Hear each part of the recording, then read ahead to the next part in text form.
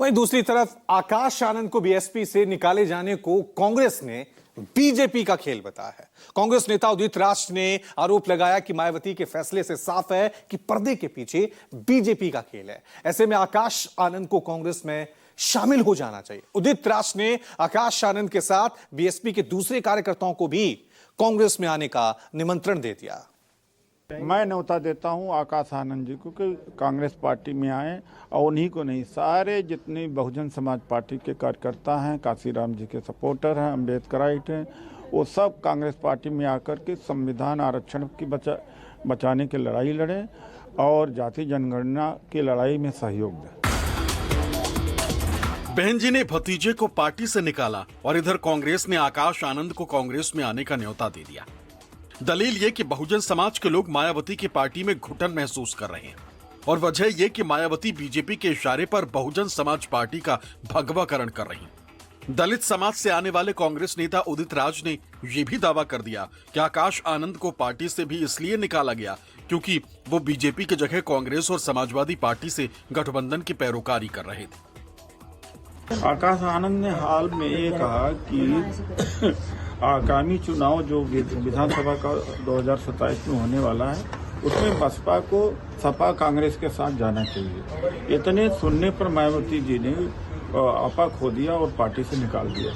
तो कहने का मतलब जब बीजेपीकरण हो गया। कांग्रेस की दलित, आदिवासी, ओबीसी और अल्पसंख्यक विंग के चेयरमैन उदित राज का दावा है कि मायावती बीजेपी का भाजपाकरण कर रही, पिछड़े और वंचित वर्ग की राजनीति को कमजोर कर रही। हालांकि बीएसपी पर बीजेपी के बी टीम होने के उदित राज के आरोप के चंद घंटे के भीतर ही मायावती भी मीडिया के सामने नामुदार हुई और बीजेपी की डबल इंजन सरकार पर डबल अटैक कर दिया।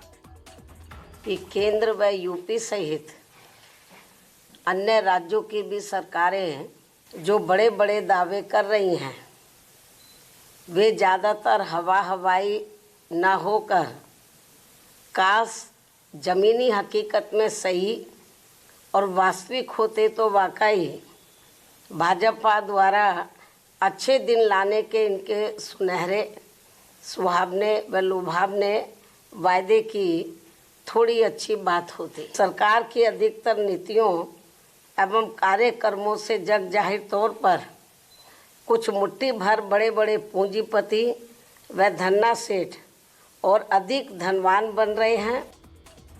मायावती ने बीजेपी पर गरीबों के घर उजाड़ने का इल्जाम लगाया, लेकिन लगे हाथ ये भी कह दिया कि वो कांग्रेस के नक्शे कदम पर चल रही हैं।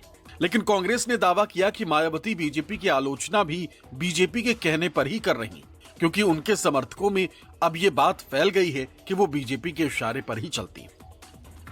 ये कांग्रेसी कृत्य है जिस नक्शे कदम पर अब भाजपा सरकारें भी चलती हुई नजर आ रही हैं।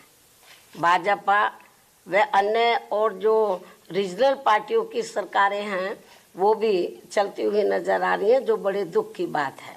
भाजपा सरकार द्वारा भी बाबा साहब डॉक्टर भीमराव अंबेडकर समग्र विकास योजना आदि जैसी महत्वपूर्ण योजनाओं को निष्क्रिय बना देने के कारण गरीब ग्रामीण परिवारों का अपेक्षित समग्र विकास प्रभावित है। ये तो आपसी परिवार के अंदर, बसपा के अंदर काफी मतभेद हो गया है।